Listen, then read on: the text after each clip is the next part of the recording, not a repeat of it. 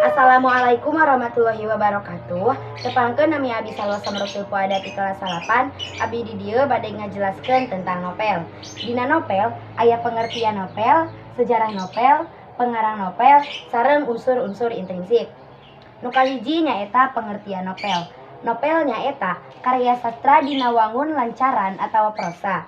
Aya dua rupa prosa nyaeta prosa modern jeung prosa buhun. Contoh prosa buhun nyaeta dongeng jeung carita wayang. Ciri utama novel nyaeta eusi carita panjang, palakuna loba, jeung jalan caritana biasana kompleks. Nu kadua nyaeta sejarah novel. Sejarah novel nyaeta novel anu eusina ngajelaskeun jeung nyaritakeun tentang fakta kajadian zaman baheula anu jadi asal muasal atawa latar belakang kajadianana sesuatu anu ngabogaan nilai kesejahteraan. Bisa bersifat naratif atau deskriptif. Disajikeun jeung daya hayal pengetahuan anu luas ti pengarang.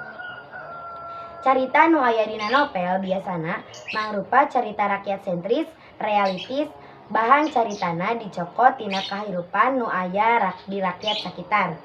Biasana dipangaruhan ku sastra barat. Nu katilu nyaeta pengarang novel. Nu kahiji nyaeta novel pipisahan. Pengarang RHF, tahun terbit 2011. Nu kadua nyaeta novel Si Bedog Panjang. Pengarangna Ki Umba, tahun terbitna 2011. Nu katilu nyaeta novel Laleur Bodas. Pengarangna Samsu, tahun terbitna 2002. Nu kaopat novel Pusaka Ratu Teluh. Pengarangna Moh Amri, tahun terbitna 2013. Nu kalima nyaeta novel Baruang Kanu Ngora. Pengarangna Deka Ardiwinata, tahun terbitna 2013. Anu kaopat nyaeta unsur-unsur intrinsik. Unsur-unsur intrinsik aya 8. Anu kahiji nyaeta tema. Tema nyaeta gagasan, ide atawa pikiran utama anu jadi dasar karya hiji sastra. Nu kadua latar. Latar nyaeta sagala katerangan atawa petunjuk anu aya kaitanana jeung waktu, ruang, suasana jeung situasi kajadian hiji peristiwa dina hiji carita.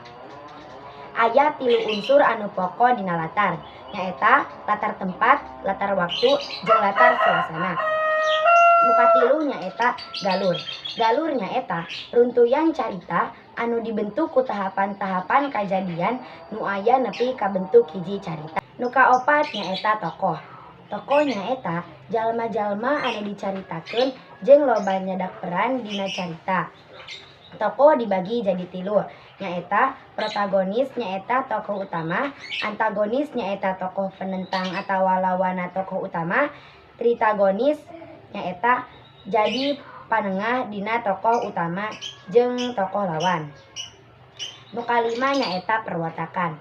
Perwatakan nyaeta nu ngagambarkeun watak atawa karakter tokoh nu bisa ditingali tina 3 segi, nyaeta dialog tokoh, penjelasan tokoh, jeung penggambaran fisik tokoh. Nu kagenep nyaeta sudut pandang. Sudut pandang nyaeta mangrupakeun cara mandang jeung ngahadirkeun tokoh-tokoh anu aya dina carita ku nempatkeun posisi diri pengarang dina hiji posisi anu ditentukeun. Nu katujuh nyaeta amanat.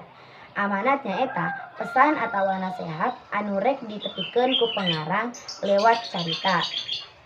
Nu kadalapan nyaeta gaya bahasa. Gaya bahasa nyaeta mangrupakeun teknik dina ngolah basa anu dilakukeun ku pangarang dina raraga ngahasilkeun karya sastra anu hirup jeung endah. Sakitu penjelasan tentang novel ti Abi, punten bilih aya kalepatan. Wassalamualaikum warahmatullahi wabarakatuh.